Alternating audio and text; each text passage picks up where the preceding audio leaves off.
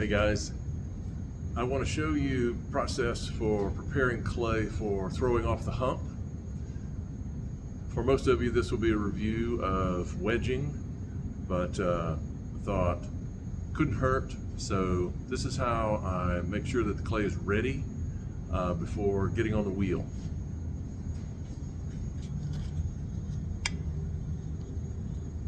So I've got some really soft clay, and that's important because I'm using more clay than normal for a small pot, because I'm making a lot of small pieces out of this one piece, and so I'm giving it a spiral kneading.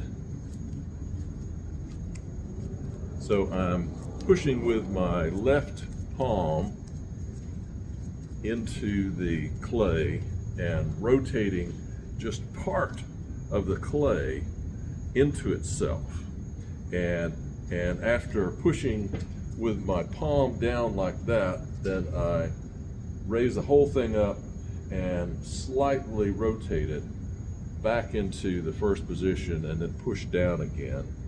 Raise it up, rotate it slightly, push down again.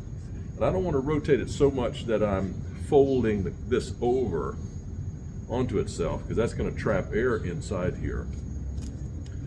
I want to push the clay into itself,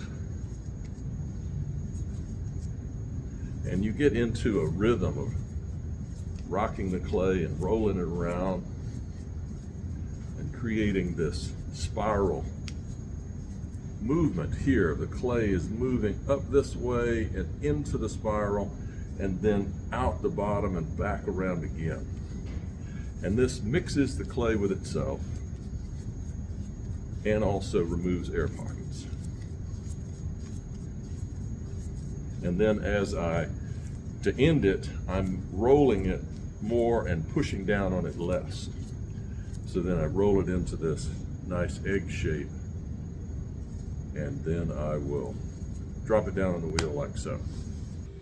All right, I'm in the classroom and ready to get started throwing off the hump.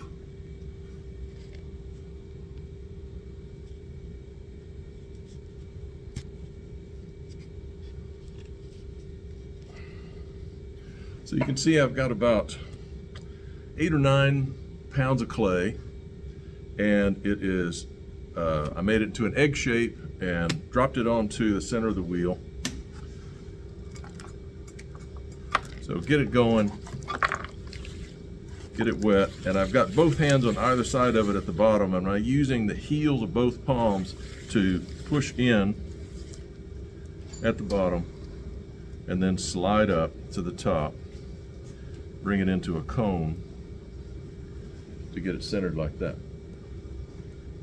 Now, I just want to work with the very top of this ball of clay, so I'm using my fingertips to isolate just how much I'm going to need for this little test cylinder shape. We call it a shot glass. It's going to be about so tall.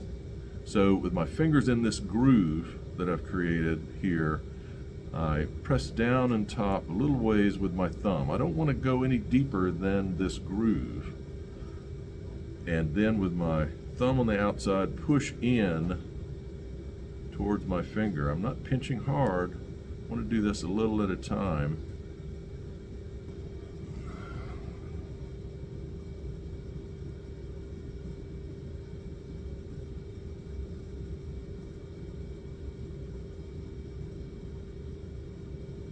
So I've got my finger on the inside at the bottom, and that tells me where to push in with my finger on the outside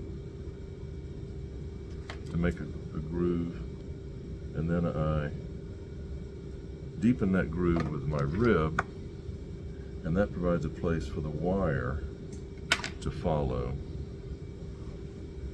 so I can cut it off level. So that way I don't have too much clay on the bottom, and that there's a bottom in it. We don't want to cut a hole in the bottom.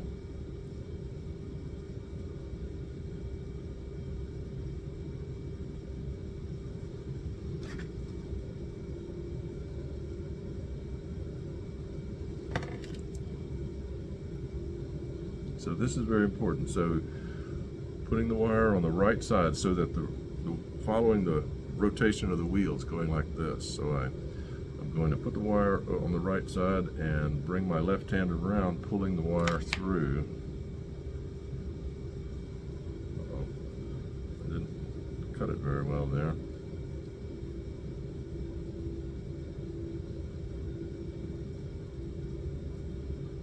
So I want to make sure that the wire is in that groove. Sometimes that happens. The wire is moved too fast or too slow when you're cutting. Can make it fall off. So right there you see I use the claw to bring that up, which is another option. There's always options.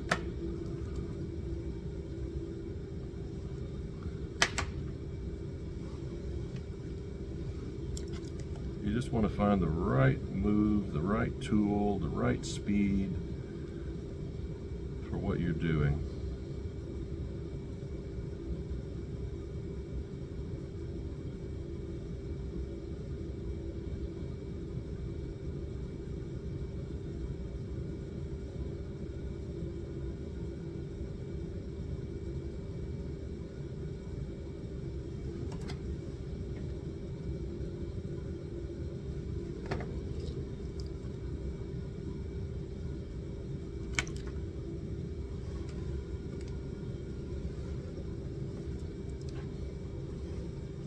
So once again, in centering, start at the bottom with both hands, squeezing in and sliding up and making the top skinny and pointed like a cone, and then using my fingers to isolate the amount of clay that I need for this particular piece. Push down with a thumb just a little ways inside, and then you can use the claw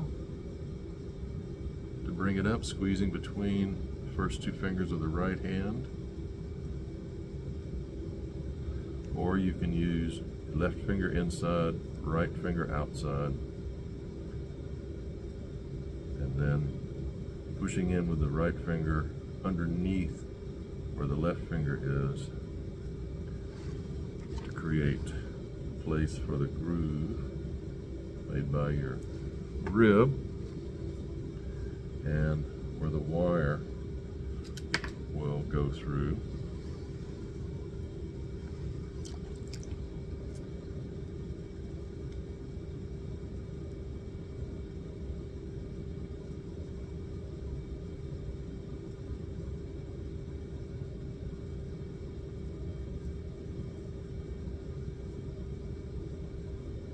So throwing off the hump is the best way when you are throwing lots of small pieces.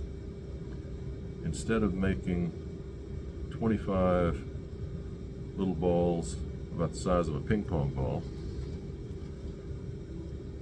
I make one large ball and throw all of the individual pieces off of that.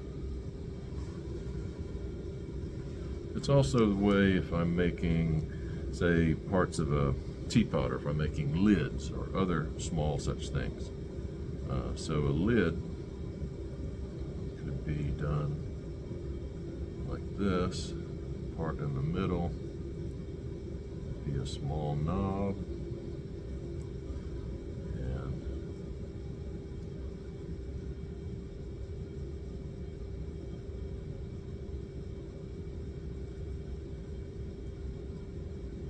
measure with my calipers to make sure that this width is correct.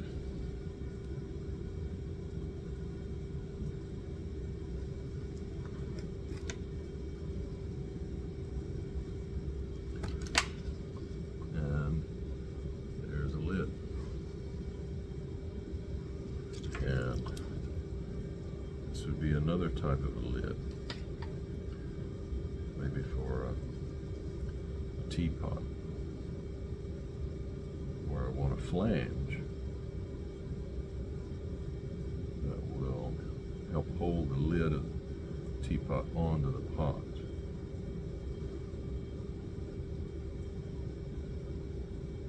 Now, this is a little more tricky than that other type of lid because I've got two things that I have to measure. The diameter here and the diameter here.